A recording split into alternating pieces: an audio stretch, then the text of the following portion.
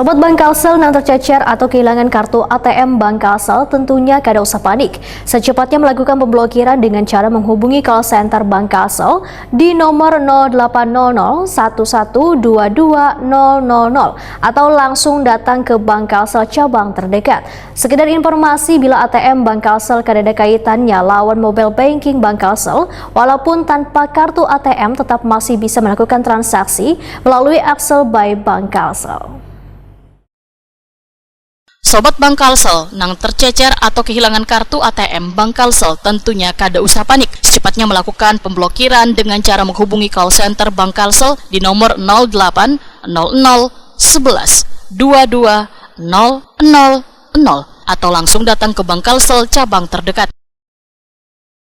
Supaya kembali mendapatkan ATM Bank Kalsel nang hanyar, maka datang ke Bank Kalsel cabang terdekat dengan membawa KTP, wan buku tabungan. Kemudian mengisi surat pernyataan bermaterai dengan membayar sebesar Rp30.000. Duit sebesar Rp30.000 tersebut sebagai biaya penggantian kartu ATM Bank Kalsel nang hanyar. Permisi, gimana ya kalau kartu ATM saya hilang atau tercecer? Mohon maaf sebelumnya atas tidak nyamanannya ya kak. Kakak jangan khawatir, untuk kartu ATM kakak yang hilang atau tercecer, kakak langsung dapat melakukan pemblokiran dengan cara menghubungi call center kami di 0800 1122 000 atau langsung datang ke Bank Kalsel cabang terdekat.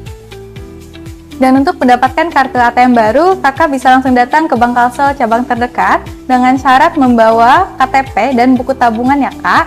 Dan untuk persyaratannya kakak cukup mengisi surat pernyataan di atas materai dari kami dan dikenakan biaya pergantian kartu sebesar Rp30.000 saja. Sebagai informasi, untuk kartu ATM kakak itu tidak berkaitan dengan mobile banking, jadi kakak tetap dapat melakukan transaksi melalui Axel by Bank Kalsel.